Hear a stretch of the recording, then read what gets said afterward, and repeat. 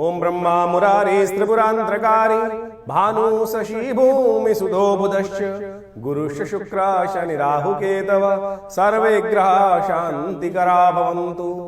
नमस्कार, स्वागत है आपका आचार्य वाणी में। मैं आचार्य डॉक्टर विक्रमादित्य आपके साथ हूँ। आज का विषय हमारा है मकर राशि वालों के लिए राहु का प्रभाव आने वाले समय में किस प्रकार का रहेगा। अब राहु जो है करीब करीब तारीख के अनुसार से हम बात करें तो 18 मई 2025 को परिवर्तन कर आपके द्वितीय भाव, राहु हमेशा उल्टे चलते हैं, बाकी सब ग्रह सीधे चलते हैं, सूर्य चंद्र मंगल बुध, कभी कभी बाकी सब ग्रह मंगल बुध इत्यादि जो है बृहस्पति इत्यादि शुक्र इत्यादि वक्री होते हैं, लेकिन राहु तो है हमेशा उनको उल्टी ही चाल पसंद आती है, सीधी चाल पसंद ही नहीं आती। अभी हम आपको कथा भी सुनाएंगे कि राहु की उत्पत्ति कैसे हुई थी। राहु का स्वभाव जो है बड़ा जिद्दी है। राहु एक भ्रमात्मक ग्रह है। राहु बड़ा हठी ग्रह माना जाता है, चंचल ग्रह माना जाता है, और ऐसे में राहु का प्रभाव जो आपके जीवन में चल रहा है वो आपको समझ में आना चाहिए। राहु इस वक्त जो चल रहे हैं आपकी राशि के दृष्टिकोण से वो आपके तृतीय भाव में, आपकी राशि के दृष्टिकोण से चल रहे हैं, बात करें तो तृतीय भाव में चल रहे हैं, और वहां आपके पराक्रम को बढ़ाने के अच्छे योग बना रहे हैं। इच्छा तो आप बहुत कर रहे हैं, दुस्साहस भी कर रहे हैं, लेकिन यदि आप अपने विश्वास को डगमगा दें तब आपके सारे कष्ट को बढ़ा सकता है ये ग्रह। राहु के नेगेटिव प्रभाव से बचना, राहु का पॉजिटिव, देखिए हर चीज का एक एक्शन का पॉजिटिव रिजल्ट भी होता है, नेगेटिव रिजल्ट भी होता है। तो इसलिए कई लोग कहते हैं कि राहु का हमेशा नेगेटिव रिजल्ट है, वो हो ही नहीं सकता है। उसको प्रभाव को हमें कैसा करना है वो हम यूटिलाइज कर सकते हैं। जैसे सूर्य निकलते हैं, सूर्य के यदि सीधे प्रभाव को देखें तो आग लगा देंगे, जंगलों में आग लगा देते हैं, कई सारी गर्मी उत्पन्न कर देते हैं। लेकिन यदि वही आज मॉडर्न साइंस ने सोलर एनर्जी यूज कर ली तो उसे बिजली भी बन रही है, बहुत सारी एनर्जी कन्वर्ट कर ली। यानी उस शक्ति का, नेगेटिव शक्ति या पॉजिटिव शक्ति का किस प्रकार से आप उपयोग कर रहे हैं ये आपके ऊपर क्यों आपको समझ में आना चाहिए। तो राहु कतई इस बात को कह देना कि नेगेटिव ग्रह बिल्कुल नहीं है। राहु छायात्मक ग्रह है और वो बड़ा विचित्र प्रभाव आपकी राशि में उत्पन्न करने वाले हैं।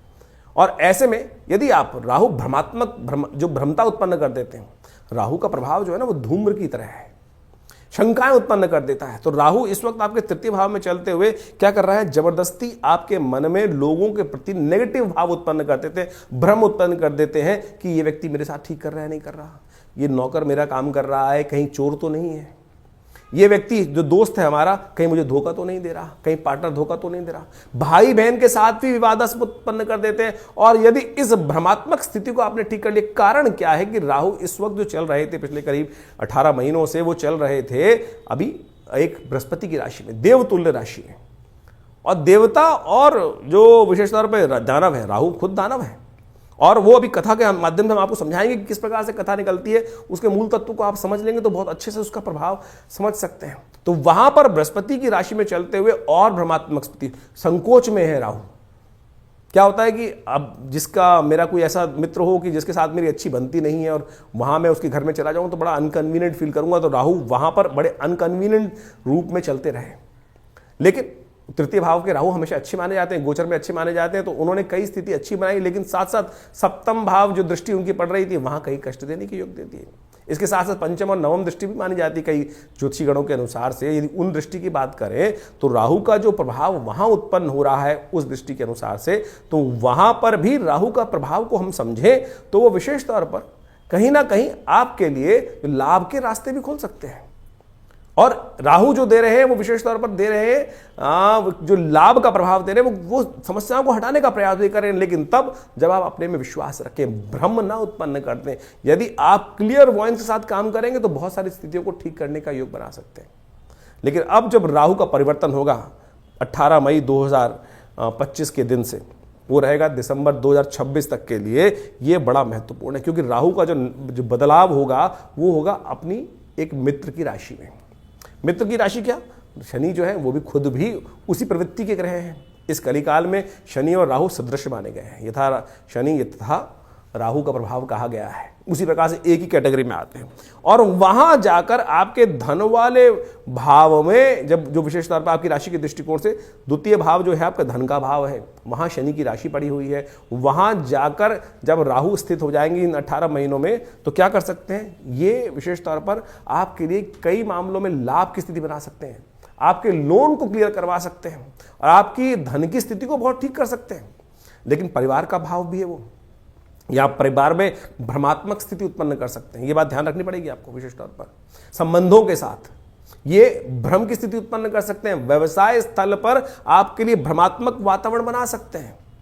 और तो और खासतौर पर यह भी बात ध्यान रखने की जरूरत है कि इस समय कई प्रकार के भ्रम, मानसिक रोग, क्योंकि जो मिस्ट्री वाला भाव है, मृत्यु वाला भाव है, वहां पर उनकी दृष्टि से डायरेक्ट पड़ रही है। ऐसे में क्या हो सकता है कि हिडन मिस्ट्री वाली जो नॉलेजेस हैं उनके संबंध में आपका ज्ञान उत्पन्न करने के लिए, मंत्र विज्ञान के संबंध में आपका ज्ञान उत्पन्न करने के लिए, ज्योतिष के संबंध में आपका ज्ञान उत्पन्न करने के लिए, हिडन साइंसेस के संबंध में, अध्यात्म के संबंध में आपकी जागरूकता बढ़ाने के लिए बृहस्पति जो शनि जो राहु का प्रभाव है वहां उत्पन्न होता दिखाई दे रहा है।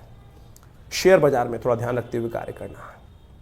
राहु वहां अपनी प्रवृत्ति वाले घर में चले गए हैं और जो आहार उनको वहां मिल रहा है वहां बड़ी सहूलत से रहने वाले हैं। लेकिन ध्यान रखना, भ्रम बहुत जल्दी उत्पन्न करते हैं राहु। और शेयर ट्रेडिंग इत्यादि में जो लोग काम कर रहे हैं, ट्रेडिंग का भाव माना जाता है द्वितीय भाव, ट्रेडिंग वाला जो काम कर रहे हैं वहां पर वो कई प्रकार से नेगेटिव प्रभाव भी उत्पन्न कर सकते हैं। तो भ्रम से बचते हुए सही दिशा में करते हुए कार्य करने की जरूरत पड़ेगी, तो आप बहुत बढ़िया से उसको लाभ कर सकते हैं। कालगणना के अनुसार से हमारे पुराणों इत्यादियों में बहुत सारी कथाएं इंगित की गई हैं। राहु, जैसा हमने आपको बताया, एक बड़ा हठी ग्रह है। आपको इसकी पुरानी कथा तो समझ में आती होगी, बहुत सारे लोगों को शायद ज्ञान नहीं है। उसके संबंध में समझ लीजिए कि राहु का प्रभाव हठी क्यों है। कहा जाता है संसार के अंदर विशेष तौर पर समय समय पर विभिन्न घटनाएं घटी। एक बार संसार में समस्त कहा जाता है कि देवताओं और दैत्यों ने मिलकर सोचा कि अब संसार में बहुत सारी निधि की समाप्ति हो गई है, बहुत सारे चीज़ें कम हो गई हैं, निधि समाप्त हो गई थी संसार से। महालक्ष्मी जो है वो सागर में विराजमान हो गई थी और पूरे संसार से ऐश्वर्य, समृद्धि इत्यादि धीरे धीरे क्षय हो गई थी।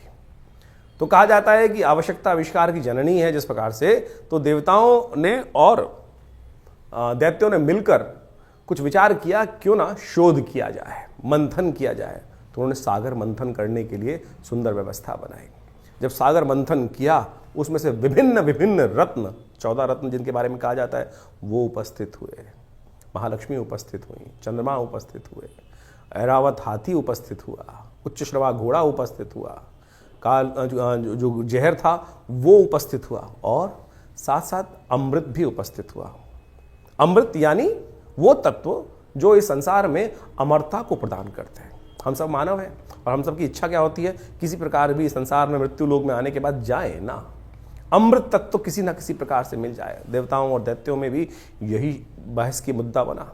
अमृत तत्व निकला जब मंथन से। रिसर्च करोगे तो कुछ ना कुछ, जब मंथन करोगे तो कुछ ना कुछ अमृत निकल के ही आएगा, कुछ ना कुछ लाभ प्राप्त होगा ही होगा।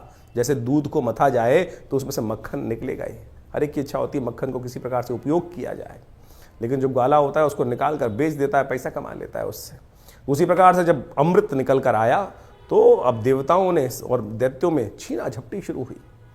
और उस अमृत को प्राप्त करने के लिए कहा जाता है कि भगवान ने जब छुपा के बहुत दिन रखा गया, उसके बाद भी वो समाप्त नहीं हुआ द्वेष आपस में, तो भगवान नारायण उपस्थित होते हैं बीच में। और भगवान नारायण ने उपस्थित होकर सबको समझाया, देखो मैं बांटता हूँ, सबको इसको बांटने का प्रयास, सुंदर रूप से व्यवस्था बनाई और मोहिनी रूप भगवान ने धरा और कहा, भगवान अब सोचे कि बहुत सारे लोग भ्रांति उत्पन्न कर सकते हैं कि मोहिनी रूप धर के तो एक तरह से छल किया गया। देखिए एक बात समझ लें, जिस बात को प्रतिपादित करना चाहिए छल नहीं था, सत्य था। इसलिए था कि दैत्यों को अगर आप दे देते, गलत व्यक्ति के हाथ में अगर पावर दे दोगे, इस वक्त विश्व की सबसे बड़ी जो मिसाइलें हैं किसी गलत व्यक्ति के हाथ में आ जाएं तो वो क्या करेगा, विश्व को डरा धमका कर सब कुछ अपना वर्चस्व स्थापित कर लेगा। तो भगवान नारायण ने जो सुंदर व्यवस्था बनाई कि अमृत तत्व का उपयोग दैत्य किस प्रकार से करेंगे, देवता किस प्रकार से करेंगे, वो पहले से ही अच्छे से समझते थे। तो उन्होंने सुंदर व्यवस्था को बनाने का प्रयास किया कि दैत्यों को किसी प्रकार भी अमृत नहीं मिलना चाहिए। उन्होंने देवताओं को और दैत्यों को अलग अलग पंक्ति में बिठाया और कहा जाता है कि जैसे ही वो अमृत तत्व उनको पिलाते थे और देवताओं को अमृत पिलाते चले जा रहे थे, और जब अपनी माया से वशीभूत करके दैत्यों को सुरा यानी कुछ साधारण जल जो था वो पिलाते चले जा रहे थे। सबको लग रहा था कि अमृत तत्व प्राप्त हो रहा है, लेकिन भगवान का जो स्वरूप था मोहिनी अवतार में सारे संसार को मोहित कर कर इस प्रकार की व्यवस्था बना ली थी। कहा जाता है एक राक्षस था, शास्त्र में उसकी अनेक अनेक कथाएं हैं, लेकिन हमने जितना अध्ययन किया, स्वर्ण नाम का एक राक्षस था। स्वर्ण नाम का एक राक्षस था, उसने इस छल को देख लिया, पहचान गया भगवान को कि भगवान क्या कर रहे हैं कि देवताओं को अमृत पिला रहे हैं और जो दानव हैं, दैत्य हैं, उनको अमृत की जगह कुछ और पिलाया जा रहा है और समझ में किसी को आ नहीं रहा है। तो वो चुपचाप उस पंक्ति से, दैत्यों वाली पंक्ति से निकल कर, कहा जाता है कि देवताओं की पंक्ति में स्वर्ण नाम का राक्षस जो था, दैत्य था, और कहा जाता है वो उत्पन्न ऋषि कश्यप से हुआ था और सिंहिका नाम की उसकी माता थी। और वो वहां कश्यप गोत्र है उसका, जो राहु है उसका कश्यप गोत्र माना जाता है। कहा जाता है कि वो वहां जाके देवताओं की पंक्ति में बैठ गया और जैसे ही वो बैठा जाकर और भगवान पिलाते पिलाते उसकी बारी आ रही थी, ये छल जो था, ये सांप जो किया इसने, जो स्वर्ण नाम के राक्षस ने देवताओं की पंक्ति में आके बैठने का, ये पहचान लिया किसने?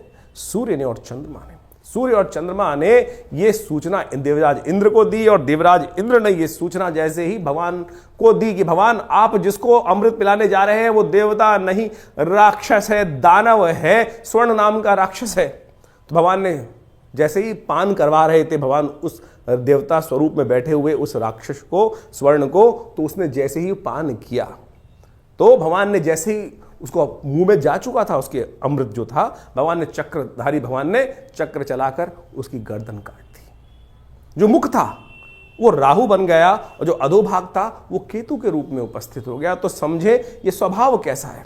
अब यहां राहु की उत्पत्ति हो जाती, ये है राहु। राहु की हठता थी, अमृत का पान कर चुका था तो इसलिए अमर हो गया। हमेशा बहुत सारे लोग राहु को मानते नहीं है कि ग्रह है। अरे भाई, वो वास्तविक छाया नहीं, वास्तविक सत्य है, हठी है। आपकी राशि में जिस प्रकार का प्रभाव उत्पन्न करेगा आपको समझना चाहिए। ये पुरानी कथाओं को आदि भौतिक आदि दैविक रूप से यदि आप उसको सत्य को समझ लें तो जीवन में उस वास्तविकता को क्या प्रभाव उसका होगा, यहीं से प्रभाव निकल कर आएगा। वो राहु का जो प्रभाव है छल रूप से करके, यानी क्या छला उसने?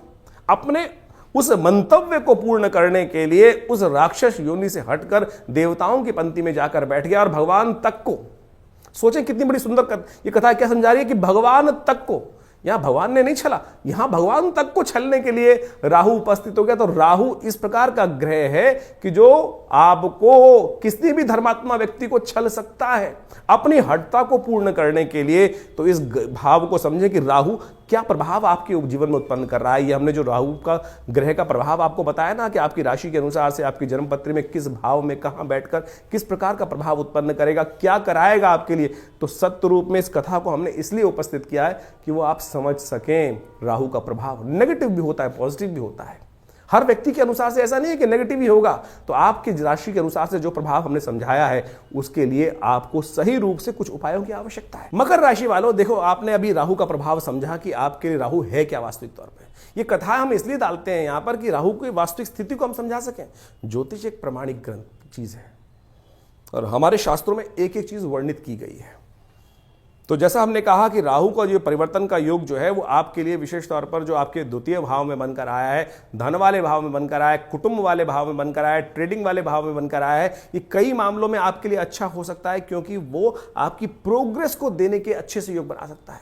आमतौर पर लोग राहु के नाम से व्यक्ति को डरा देते हैं, राहु जो नेगेटिव ग्रह है, लेकिन उसके पॉजिटिव एस्पेक्ट को यदि समझे, नेगेटिव एस्पेक्ट को हम समझा कि राहु बड़ा जिद्दी है, बड़े जिद्दी रूप से अपने कार्य को जो सोच लेता है उसको करवाने की तरफ व्यक्ति को प्रवृत्त कर देता है।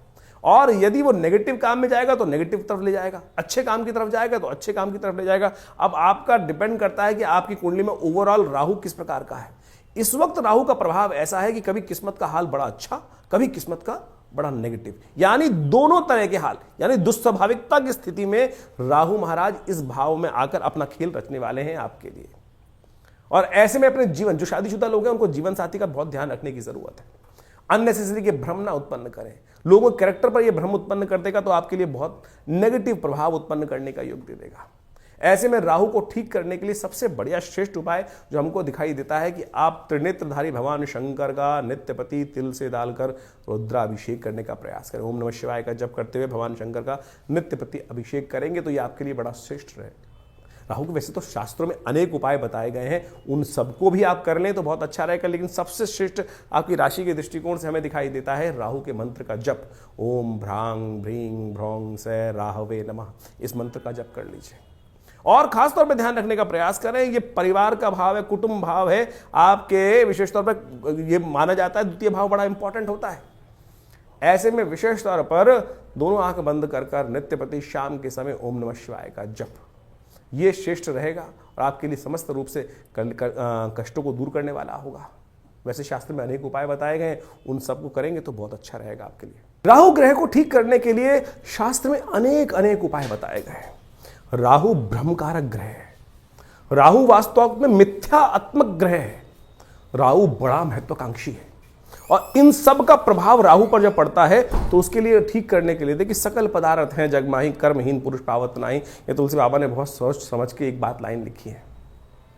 और उन सब उपायों को किस प्रकार से ठीक रूप से किया जाए, अब आपकी राशि के अनुसार से आपने राहु का पूरा प्रभाव समझा, कुछ विशेष उपाय भी किए, लेकिन कुछ जनरल उपाय भी हैं शास्त्र के अनुसार से। कुछ जनरल उपाय इतने बढ़िया रूप से हैं कि यदि राहु ग्रह के दुष्प्रभाव को ठीक करने के लिए, अब क्या है कि जैसे दवाइयां होती है, वो एक ही दवाई तो है नहीं कि एक ही दवाई को खाएंगे ठीक कर लेंगे।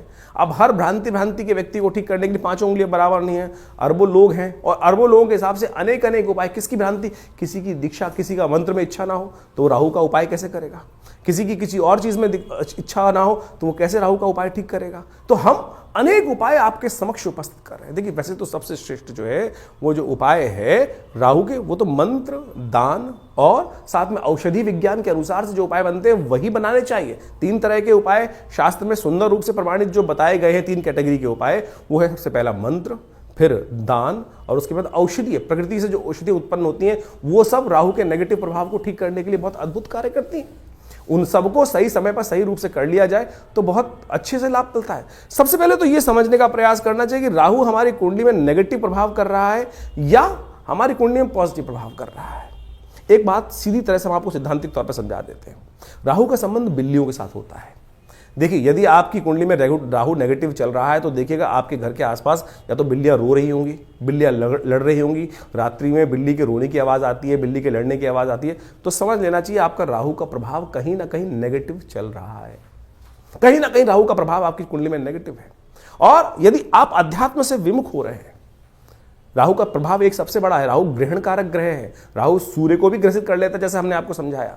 नैसर्गिक दृष्टिकोण से सबसे ताकतवर ग्रह माना जाता है राहु ग्रह। कोई उसके आगे चलता नहीं है किसी का बस। यानी सबसे ज्यादा प्रभाव क्या होता है, सूर्य का ग्रह का प्रभाव होता है। सूर्य किसी हर ग्रह को अस्त कर सकते हैं, लेकिन राहु जिसको छायात्मक ग्रह रूप में माना जाता है, कई लोग तो मानते भी नहीं है। बहुत सारे लोग ये भ्रांति उत्पन्न करते हैं राहु ग्रह थोड़ी है, छाया है वो तो। अरे भैया, राहु का प्रभाव नैसर्गिक दृष्टिकोण से यदि आप पढ़ोगे, ज्योतिष की गणनाएं सीखोगे, तो सबसे ज्यादा नैसर्गिक दृष्टिकोण से बलशाली ग्रह जो है वो राहु ही माना जाता है। और कहा जाता है, जिस प्रकार समझें कि राहु सूर्य को भी ग्रसित कर लेता है। अभी हमने आपके समक्ष जो कथा उपस्थित करी, सूर्य राहु जो राहु है वो सूर्य और चंद्र, क्योंकि उनकी आपस में परम शत्रुता है। राहु के 3 शत्रु माने जाते हैं वैसे तो। जी हाँ, राहु के 3 शत्रु माने जाते हैं, सूर्य, चंद्र और केतु भी, क्योंकि बिल्कुल उल्टा प्रभाव है। राहु के बिल्कुल स्वभाव से उल्टा प्रभाव है केतु की। हम कभी गणना करेंगे, बताएंगे आपको। लेकिन इस वक्त समझे कि जब राहु जो है सूर्य को ग्रसित कर लेता है, ग्रहण लगा देता है। जो सूर्य सबको अस्त करता है उसको अस्त कर देता है, फिर चंद्र ग्रहण लगा देता है, तो सबसे ज्यादा बलशाली ग्रह माना जाता है। तो इसका प्रभाव बिल्कुल अवश्य होता है हर व्यक्ति के ऊपर। तो इसके प्रभाव को ऐसा हल्का नहीं समझना चाहिए। तो इस प्रकार से बहुत सारे उपाय शास्त्र में वर्णित हैं, उनको हम आपके समक्ष रखने का प्रयास करते हैं। उनमें से अनेक उपाय शास्त्र के अनुसार से कर सकते हैं। अब ये बात समझे कि जो किस प्रकार से कब किया जाए उपाय। देखिए, हर ग्रह का समय है, हर ग्रह की एक दिन माना जाता है। जैसे सूर्य का सूर्यवार संडे है, सूर्य रविवार उसको बोला जाता है, चंद्रमा का सोमवार है, मंगल का मंगलवार है। इसी प्रकार से अब राहु और केतु का कोई ग्रह तो है नहीं, कोई समय तो है, कोई दिन तो है नहीं। लेकिन राहु का जो समय है वो है प्रदोष काल, सायंकाल। जो प्रदोष काल है, सूर्य अस्त जब हो जाते हैं, अंधेरा नहीं होता है, जो वो करीब करीब 2 घड़ी का आसपास का समय, 45 मिनट के आसपास का समय, वो राहु का वास्तविक समय माना जाता है, जिसको पक्की शाम बोला जाता है। तो ऐसा समय जो है वही प्रदोष काल है। इसलिए संबंध किससे निकला, शिव के साथ संबंध निकला। प्रदोष काल जो है सबसे श्रेष्ठ माना जाता है शिव के लिए, समस्त दोषों से रहित काल माना जाता है। और ऐसे में शिव के की आराधना, समस्त प्रकार के दोष जो है ना, ग्रहों के प्रभाव जो है वो त्रिपुरारी ही हर सकते हैं। तुलसी बाबा ने कहा है ना कि जो त्रिपुरारी हैं वही हमारे जो जीवन को शुभ कर सकते हैं, समस्त दोषों को हर सकते हैं। त्रिपुरारी भगवान शंकर जो हैं वही समस्त दोषों को हर सकते हैं। तो भगवान शंकर की समस्त प्रकार की आराधनाएं जो हैं वो राहु के नेगेटिव प्रभाव को दूर करती हैं। तो शाम के समय भगवान शिव का सुंदर रूप से अभिषेक करना, दूध से करना, जल से करना, घी से करना, शहद से करना, ओम नमः शिवाय का जप करना, बिल्वपत्र अर्पित करना, रुद्राभिषेक करना, उपयुक्त ब्राह्मणों के द्वारा जब राहु का नेगेटिव प्रभाव चल रहा हो तो क्या कर लें, सबसे पहले रुद्राभिषेक कर लें भगवान का। ये बड़े सुंदर रूप से कार्य कर सकता है।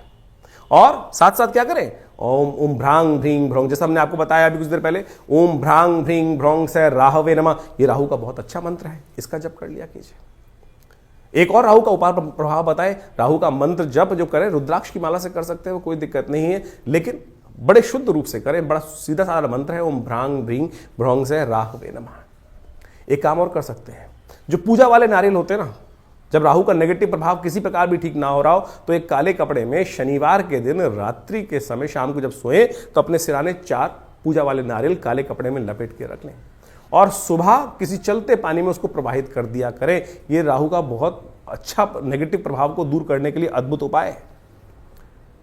और साथ साथ एक उपाय और हम बताने का प्रयास करें, मां दुर्गा की सुंदर आराधना भी राहु के नेगेटिव प्रभाव को ठीक करती है। एक बात और समझ लें, किसी प्रकार का तामसिक आहार, किसी प्रकार का गलत भावों में जाना, ये राहु के नेगेटिव प्रभाव को और बढ़ा देगा।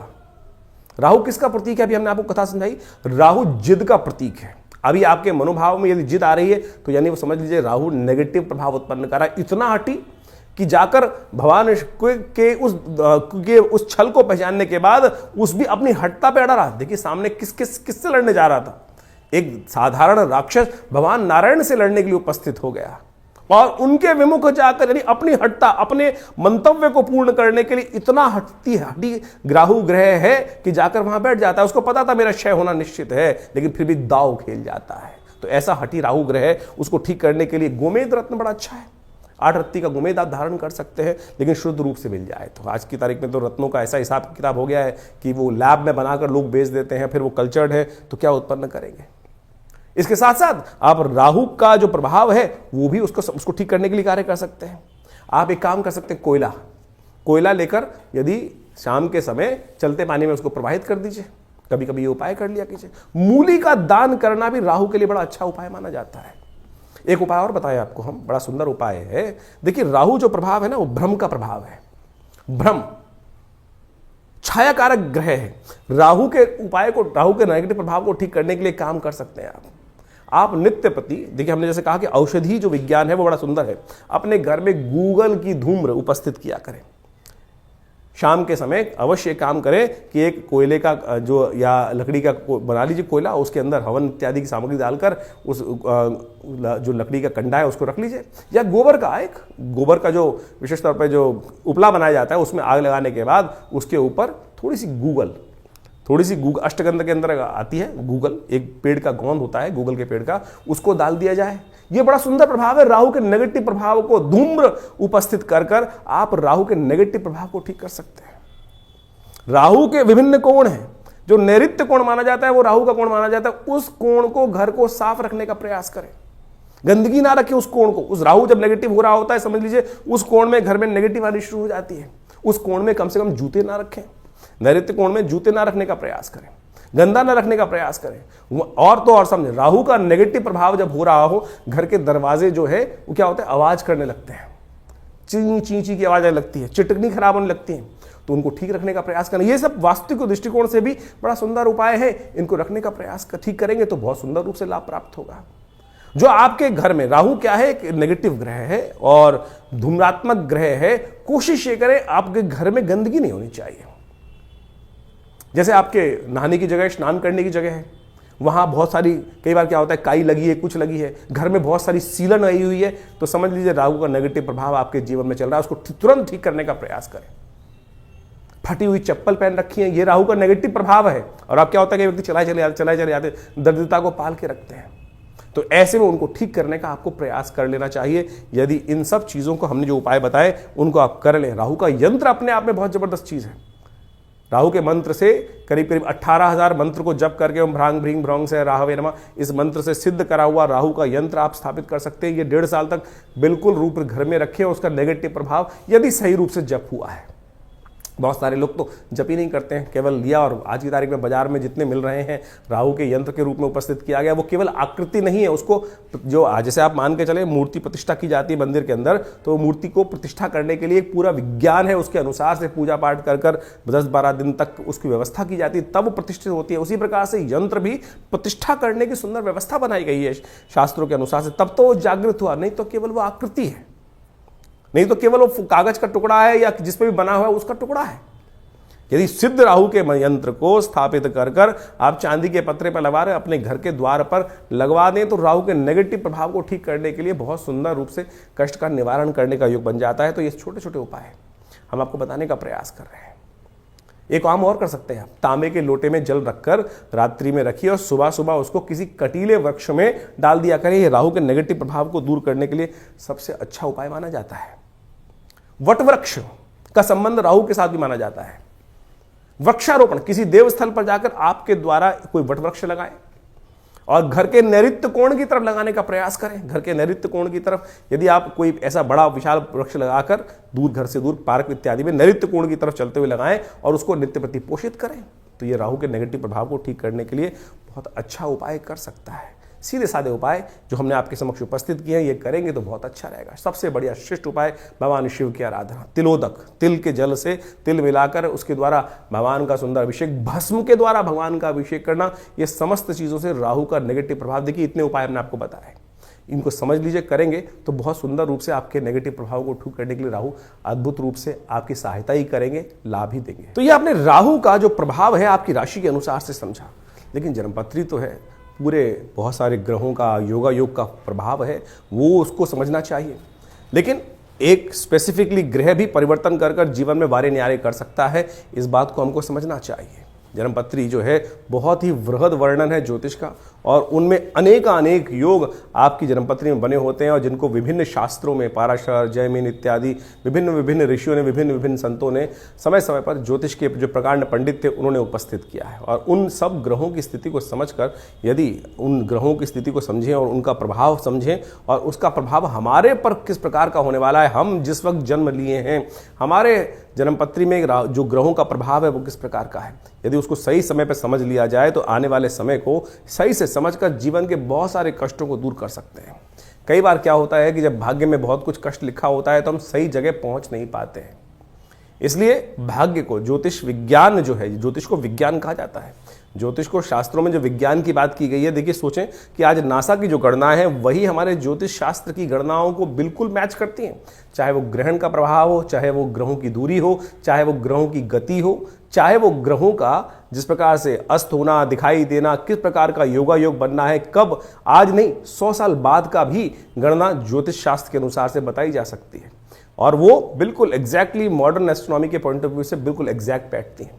तो आप इस बात को सत्य रूप में समझ लें कि ज्योतिष के प्रकांड पंडित जिन्होंने इस संपूर्ण ज्योतिष विज्ञान की संरचना अनादिकाल से करी, अनादिकाल से, कोई इसको गणना की जाए कि 100 साल, 500 साल पहले, 1000 साल पहले या 2000 साल पहले, नहीं, अनादिकाल से। भारत के अंदर वेद विज्ञान के अनुसार से जो सृष्टि संवत लिखा गया है वो करोड़ों में है, और उसके अनुसार समझ सकते हैं कि हमारी काल गणना बिल्कुल एग्जैक्ट कहाँ से रही, हम विकसित थे, विकसितता की तरफ चलते चले जा रहे हैं। और ज्योतिष की महत्ता इसी बात से प्रपूरित हो जाती है कि ज्योतिष की जो गणनाएं हैं वो बिल्कुल आज मॉडर्न साइंस के अनुसार से एग्जैक्ट बैठती हैं। तो इस बात को हमें ज्योतिष विज्ञान को समझना चाहिए और ग्रहों की गणना के अनुसार से चीज़ों को समझते हुए कार्य कर लेते हैं। बहुत सारे लोग विडंबनाएं मन में उत्पन्न कर सकते हैं कि सब बकवास है, कुछ नहीं है, क्या नहीं है। ऐसे तो मॉडर्न जो हेल्थ पॉइंट ऑफ व्यू से जो मॉडर्न विज्ञान है उसके अनुसार भी बहुत सारी चीज़ जंजाल बन जाती हैं। और लेकिन जब भाग्य होता है तो सही दिशा, सही डॉक्टर पे व्यक्ति पहुंच जाता है और उसके द्वारा बताए गए निदान को प्राप्त कर आरोग्यता प्राप्त कर लेता है। वही ज्योतिष विज्ञान है कि सही समय पर हमें सही समय की चाल समझ में आ जाए और उसका प्रभाव हमारे जीवन पे किस प्रकार का प्रभाव होने वाला है वो समझ में आ जाए, तो हम जीवन के वारे कष्टों को दूर कर सकते हैं, वारे न्यारे कर सकते हैं। तो इसलिए अपनी जन्मपत्री को समय समय पर दिखाते रहना चाहिए। ये जो हम लगातार संवाद आपके समक्ष अपने चैनल के माध्यम से उपस्थित करते रहते हैं, बताते रहते हैं ग्रह गणनाओं के बारे में। अब देखिए यहाँ पर तो राशि के अनुसार ही बताना पड़ेगा, यहाँ तो ग्रहों की चाल के अनुसार ही बताना पड़ेगा। क्यों? क्योंकि अरबों लोग हैं संसार के अंदर, हर एक का भाग्य अलग है। बिल्कुल जो आपके मन में प्रश्न उठ रहा है कि हम जो ज्योतिष की राशि के अनुसार से बात करते हैं तो 12 राशियों में पूरे संसार को नहीं बांट सकते, बिल्कुल सही बात है कि उसको, लेकिन आउटर पेरिफेरल तो सेट कर सकते हैं। क्या योगा योग है, वो उस योग के अनुसार से समझ तो आ सकती हैं चीजें, लेकिन आपकी जन्मपत्री में किस प्रकार का योग कैसा बनने वाला है, कब बनने वाला है, उसको क्या निदान किया जाए, उसके लिए आवश्यकता है कि जो पर्सनल जो कंसल्टेशंस होती हैं, जन्मपत्री में विचार विमर्श किया जाए, वो समय समय पर परिवर्तन होता रहता है। और उसके लिए आप समझें, जानें, और उसके लिए पर्सनली आप आश्रम पे आ भी सकते हैं, संपर्क साध सकते हैं।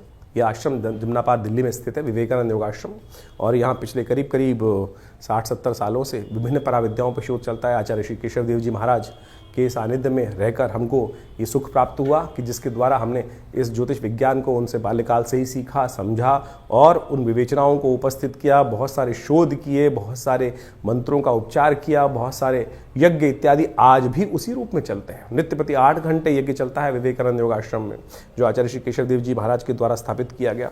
आप भी उस यज्ञ में समय समय पर जो कार्यक्रम होते हैं उसमें आके स्थित हो सकते हैं। विभिन्न ग्रहों के उपचार किए जा सकते हैं। विभिन्न ग्रहों की जो समस्याएं हैं उनके निदान जो है ना, वो अनेक रूप से बताए गए हैं। सबसे बढ़िया मंत्र जप, यज्ञ, यंत्र, दान इत्यादि बताए गए हैं। औषधि के अनुसार से बहुत सारे उपाय बताए गए हैं। उन सबको हम समय समय पर आपके समक्ष उपस्थित करते रहते हैं। तो आप इस संस्थान पर आकर माँ भगवती का सुंदर श्री विग्रह जो विराजमान है उनके भी दर्शन कर सकते हैं। और उन्हीं का प्रभाव है कि जो आज इस तपस्थली पर नित्य प्रति 8 घंटे यज्ञ चलता है। भगवान की कृपा से समस्त रूप से बहुत बड़ी गौशाला है और वहाँ पर भी गौ सेवा इत्यादि के कार्य किए जाते हैं। औषधालय है जो योग, प्राकृतिक चिकित्सा, आयुर्वेद, फिजियोथेरेपी, एलोपैथिक को इंटीग्रेट करके हम बहुत सारे रोगों का निदान करते हैं। भारत सरकार के पैनल पर हैं। भारत के जो एक्रेडिटेशन अथॉरिटी है NABH, उससे एक्रेडिटेड हॉस्पिटल है। यानी मॉडर्न फैसिलिटी के साथ साथ इस संस्थान को बनाया गया है। आप इन समस्त चीज़ों का लाभ लेते हुए आप इस संस्थान से जुड़ें। धन्यवाद।